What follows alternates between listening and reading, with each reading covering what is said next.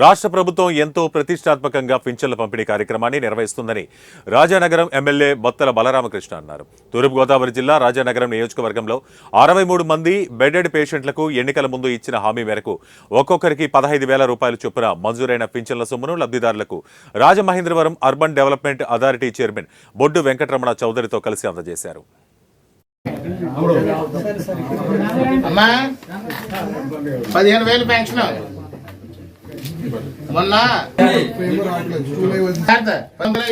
రాష్ట్రంలో పేదలు బడుగు బలహీన వర్గాల కోసం పనిచేసే ఎన్డీఏ ప్రభుత్వం ఎలక్షన్ల ముందు ఏదైతే మాట ఇచ్చిందో ఈ యొక్క పెన్షన్ అనేది 3,000 ఉన్న పెన్షన్ 4,000 చేస్తానని మాట ఇచ్చాం.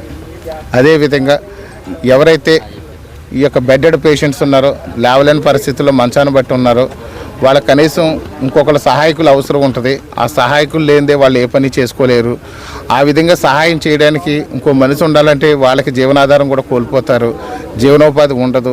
వాళ్ళు ఏదైనా కూలీ నాలి చేసుకునే మనుషులు ఆ కూలికి వెళ్ళకపోతే ఆ ఇల్లు గడవదు.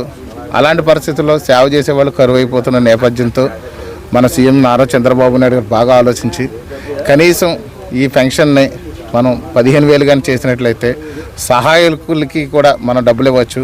ఆ వృద్ధులకు కావాల్సినటువంటి మందులు సకాలంలో సక్రమంగా ప్రతిరోజు అందించే విధంగా ఉంటుంది. నాణ్యమైన ఆహారం అందించవచ్చు అనే విధంగా ఒక పెద్ద మనసుతో మన ముఖ్యమంత్రి వర్యులు 15,000 రూపాయలు పెన్షన్ చేస్తానని చెప్పారు. ఆ చెప్పిన దాని ప్రకారం ఈరోజు చేస్తున్నాము. ఈరోజు నిడిగట్టలో పెన్షన్లు ఇచ్చాము. అదేవిధంగా ఇక్కడ వెస్ట్ గానుగూడెం, జంబూపట్నం, గాదరాడ, కనుపూరు, రాజవరం ఇలా పలు గ్రామాల్లో అంటే నియోజకవర్గంలో ఉన్న దాదాపు అన్ని గ్రామాల్లో కూడా ఈ యొక్క ఏదైతే 4,000 రూపాయల పెన్షన్ అంటే గతంలో 3,000 ఉండేదో తర్వాత ఈ ప్రభుత్వం మన ప్రభుత్వం వచ్చిన తర్వాత 4,000 చేసాము. దాన్ని బెడెడ్ పేషెంట్లు అందరూ కూడా 15,000 రూపాయలు చేసి ఈ యొక్క నియోజకవర్గంలో అన్ని చోట్ల ఇస్తున్నాం. 31వ తారీఖు సెలవు కాబట్టి ఒకరోజు ముందే పెన్షన్ పంచాలనే ఉద్దేశంతో అంటే ఇది మంచి ప్రభుత్వం అనే దానికి నిదర్శనంగా ఒక పక్కన ప్రజా సంక్షేమం, మరో పక్కన అభివృద్ధి సాధించాలని